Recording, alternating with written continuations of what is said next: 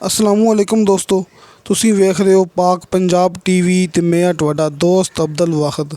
दोस्तों माशाअल्लाह अज मैं तुहाडे भरावां वास्ते एक मस्जिद ज़ेरे तमीर दी वीडियो लैके हाज़र होया। इंशाअल्लाह उम्मीद है कि तुहानूं बड़ी पसंद आवेगी। दोस्तों मस्जिद दी खिदमत करना इसाले सवाब, ना रिज़्क दी तंगी ते ना कब्रे अज़ाब। दोस्तों इस मस्जिद की वीडियो मैं अज तो तकरीबन 4 माह पहले भी यूट्यूब ते अपलोड की सी। ते एक माशाअल्लाह मेरे दोस्त ने कुवैत दे विचों तावन किया सी ते उनकी एक ख्वाहिश सी कि मेरी सीमेंट दी बोरियां जिहड़ियां है ने कि मस्जिद की नींह दे विच इस्तेमाल कीतियां जावन। ते माशाअल्लाह आपां सीमेंट दी बोरियां लियां सी ते मस्जिद दी नींह दे विच इस्तेमाल करवाइयां सी। दोस्तों अज फिर इहदी मूवी मैं यूट्यूब ते अपलोड की ना। असबे तौफीक भरावां दा फर्ज बनता है कि लाजमी इमदाद करन अपने नाल ये मस्जिद वास्ते। किसी मेरे दोस्त ने कोई भी चीज़ देनी हुए ये मस्जिद की खिदमत वास्ते, कोई सरिया जिस तरह के उपरली मंजिल जिहड़ी कि उत्ते छड्डण दा काम जारी है कि एक लैंटर पै चुका है तो उपरला लैंटर जारी है।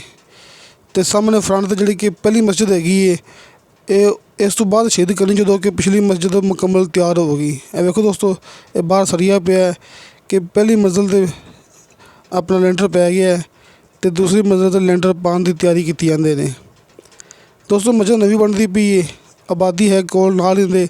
अपना अड्डा 17 वाली पुली बड़ा मशहूर है जिहड़ा कि जो आर फड़े शहर तो आने तो पाकपतन तो पहले रस्ते च आंदा है अड्डा 17 वाली पुली। आर फड़े शहर तो कोई 5-6 किलोमीटर मेरे गाँव के बिल्कुल करीब।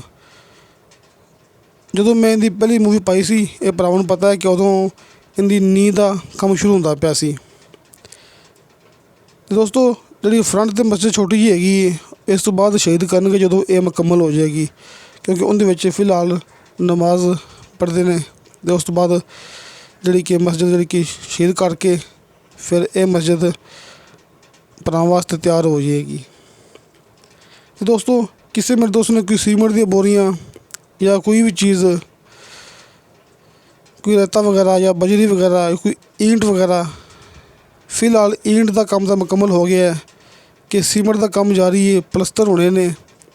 सीमेंट की असल जरूरत हैगी है, रेते की जरूरत हैगी है, बजरी की जरूरत हैगी है, तो लैंटर पैना इस वास्ते कि असबे तौफीक तुसीं इत्थे कोई चीज़ भी दे सकते जी। तो उन्होंने भरावां नूं व्हाट्सअप नंबर ते कॉल नंबर स्क्रीन ते नहीं तो डिस्क्रिप्शन दे विच मिल जाएंगे क्योंकि फिलहाल मैनू हाफिज़ साहब का नंबर याद नहीं है, वो मैं नीचे डिस्क्रिप्शन दे विच लगा देंगा।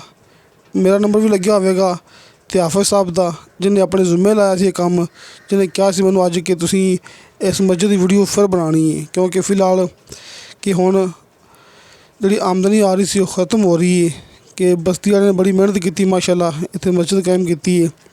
तो कोई दोस्त देना चाहे तो दे सकता है माशाअल्लाह कि दूसरा लैंटर पैंदा पिया है। तो उन्होंने हाफिज़ साहब का कॉल नंबर व्हाट्सअप नहीं हैगी तो उन्होंने हाफिज़ साहब का कॉल नंबर जोड़ा कि नीचे डिस्क्रिप्शन के मिल जाएगा। मेरा नंबर भी नीचे लग्या होंदा डिस्क्रिप्शन के तो उन्होंने हाफिज़ साहब का ही मिल जाएगा। तुसीं रबता मेरे नाल भी कर सकते जे तो हाफिज़ साहब नाल भी कर सकते जे। नीचे डिस्क्रिप्शन के तुहानूं नंबर मिल जाएंगे।